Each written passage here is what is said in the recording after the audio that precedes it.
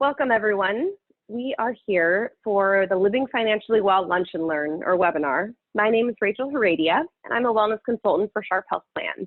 My co-presenter is Amanda Abbs. Hi, everybody. Thanks for joining us for this webinar. My name is Amanda Abbs, and I'm one of the health coaches here at Sharp Health Plan and Best Health. So this webinar was created by the Foundation for Financial Wellness in collaboration with the National Wellness Institute, which is the most well-respected nonprofit organization in the country, if not the world. This presentation looks at financial wellness through the lens of NWI's 6 Dimensions of Wellness, created by the Foundation for Financial Wellness. So let's learn a little bit more about the Foundation. The Foundation for Financial Wellness is a 501c3 nonprofit organization that works with individuals and organizations delivering courses and counseling to help increase financial health and well-being. They've been improving the overall well-being of people since 2012.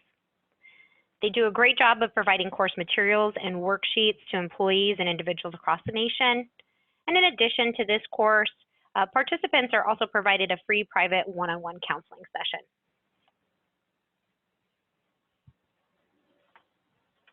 So before we get started, we always like to start with a question. Today, that question is, if you could improve your financial life by just 25%, what would that look like? What are the barriers that are preventing you from making that change? Take a minute and just ponder over that. Maybe think about that for a little bit, and if you have a pen and paper, feel free to write down your answer.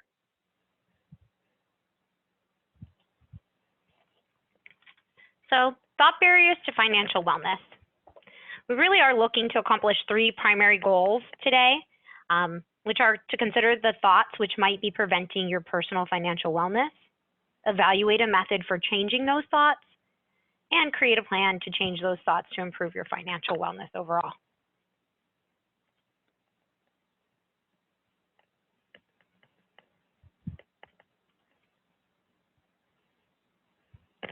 Okay, so let's talk about financial distress, and really that it's common. 70% of workers say financial stress is their most common cause of stress. Almost half experience stress when dealing with their financial situation. And 60% of households don't have 3 months savings on hand. 35% have debt collections reported in their files. No matter our age, stage, or financial position in life, being preoccupied with personal finances is very common. While we may not be able to change our financial situation right away, we can at least take a look at our thinking. If we're spending a good deal of time preoccupied with our finances, perhaps it's time to double check our thinking.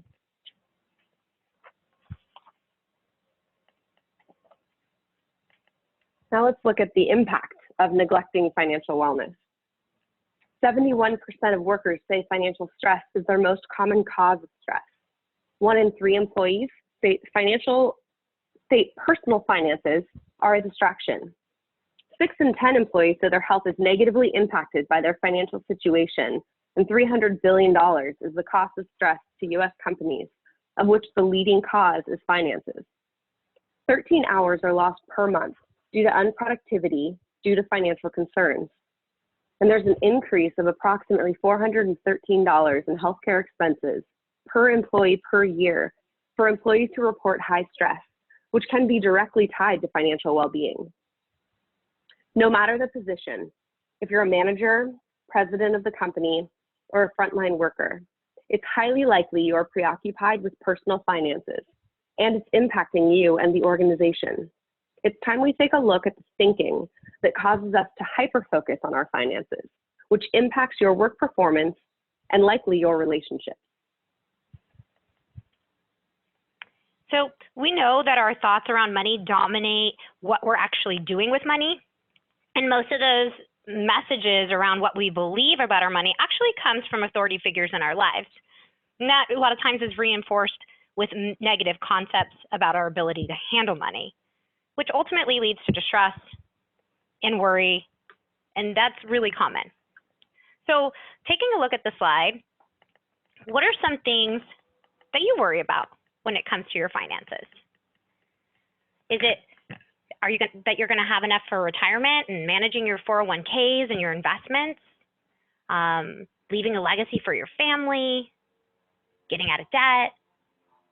Are you in this process of paying for school for yourself, or soon to be for one of your kids?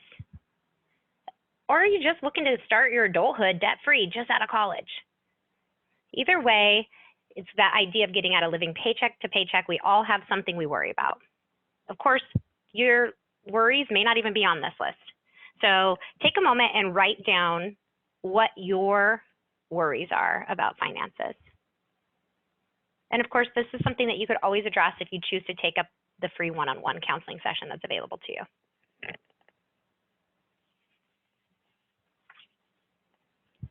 Scientists estimate that the average person has 50 to 60,000 thoughts a day. The brain essentially wants us to be as efficient as possible, so it repeats many of the same thinking processes again and again, rather than taking the effort and energy to carve out new types of thought pathways. About 90% of the thought pathways we have built, we use again. These are very efficient and repetitive.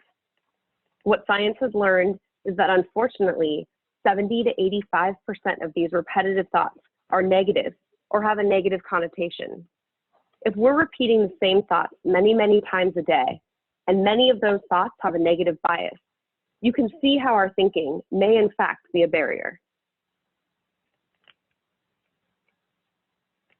So we all have thought barriers, but many of them are subtle and we may not even notice that they're there. As we discuss these thought barriers, consider which ones come up for you the most often. Is it should thinking? I should have more money saved before I speak with a financial professional. I should do this or I should do that. Magnification. It will take me forever to pay off my debt. Simply impossible, and I don't have time to deal with it right now. So kind of taking one aspect that might be holding you back and really kind of blowing it up and magnifying its impact. Disqualifying the positive. Maybe you've already made some progress. Maybe you've paid off a bill or two, but you're not accepting that will be enough. And then, of course, there's the all or nothing thinking. The all or nothing thought distortion category is the I'm going to do it right or I'm not going to do it at all. I don't do any type of investing. I'm not a financial expert, and I'd only mess things up. And that kind of gets in your way of taking any type of action. I'm betting that some of these in some form or fashion sound familiar to you. So go ahead and take a moment and write down which type of thought distortion comes up for you.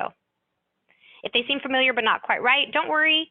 We do have a worksheet to go along to support you in maybe identifying where your thought distortions lie. And that will be available on the portal after the webinar.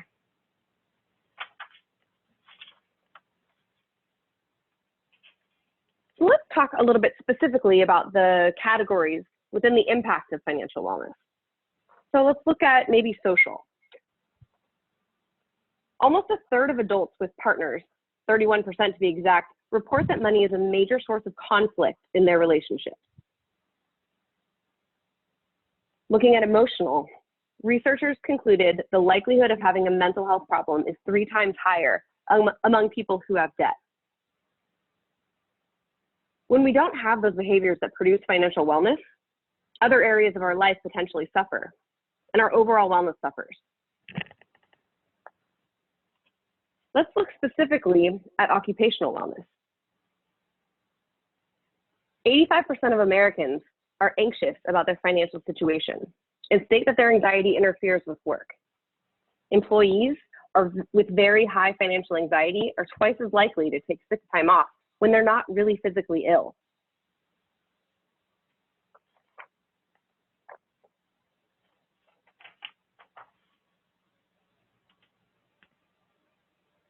So what are healthy financial behaviors? The first step to moving towards financial wellness is to actually identify what it means to be financially healthy to you. So as you can see from this slide, there's a number of different parts that might go into that. Maybe it's knowing how much money you will need to retire. Maybe it's having a budget and sticking with it, having an emergency fund. Basically taking one action step at a time and asking for help when you need it.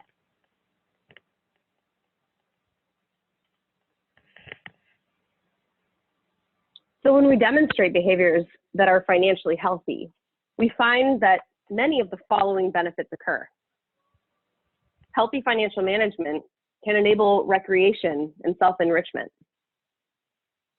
We may have more freedom to spend money on experiences rather than things, maybe time out with our friends or vacations with our families. Giving to others in need, charities, friends, or family. And occupational well-being. When we are financially healthy, we're better enabled to choose a career that supports occupational well-being instead of having to work solely for financial security.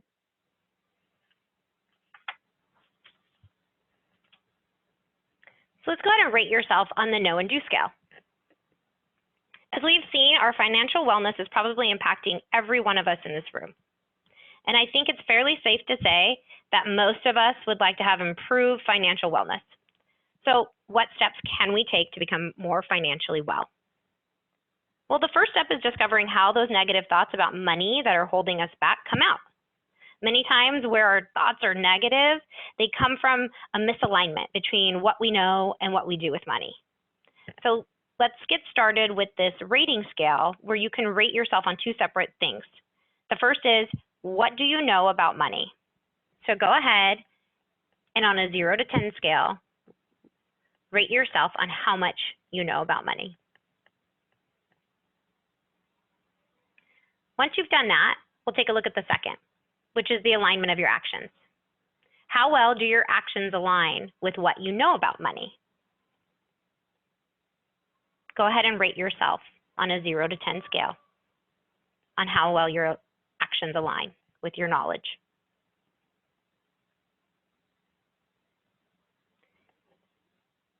Now, I want to challenge you to think about, what do you notice so far?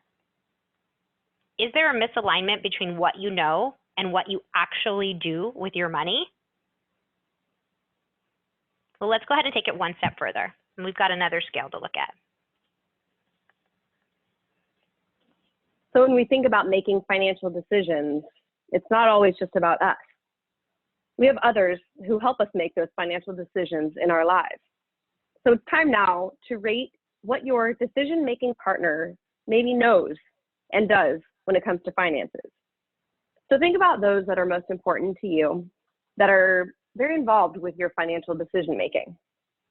On a scale of 1 to 10, let's rate how much they know about money. And when we talk about money, thinking about 401ks or budgeting, long-term health insurance, financial decisions that really affect our present and our future. Now on a scale of 1 to 10, as you did with yourself, rate their actions. So how well does your financial decision-making partner, how well do their actions align with what they know about money on a scale of 1 to 10?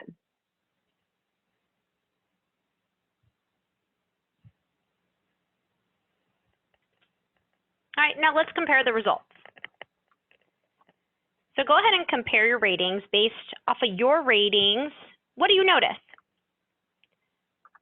Who needs additional education so that they can know more and hopefully do more?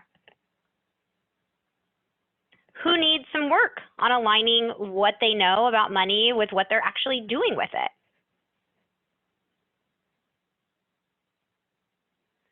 Notice the misalignments and who those show up for. This misalignment is what creates those negative thoughts.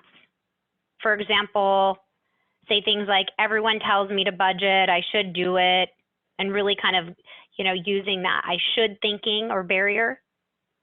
Or that idea of like, budgeting is so difficult. Only people who are good at math can do a budget. Maybe your thought barrier is more the magnification.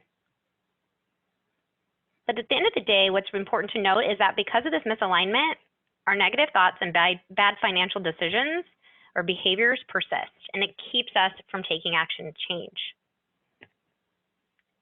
So think about why it's important to you to be financially healthy. Really, what is your why?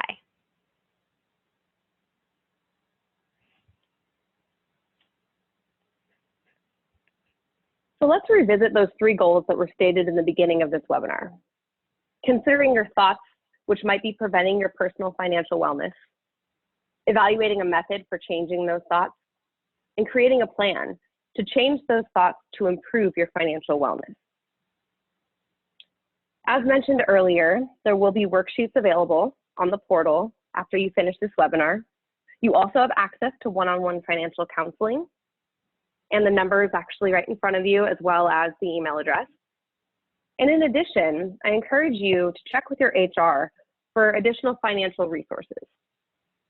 Thank you so much for spending time today with our webinar, and Amanda and I know really appreciate you taking the time out of your day just to explore your financial wellness and really understanding what your why is, why it's important to you to make changes to your financial wellness, and how you can set yourself up for success in the future.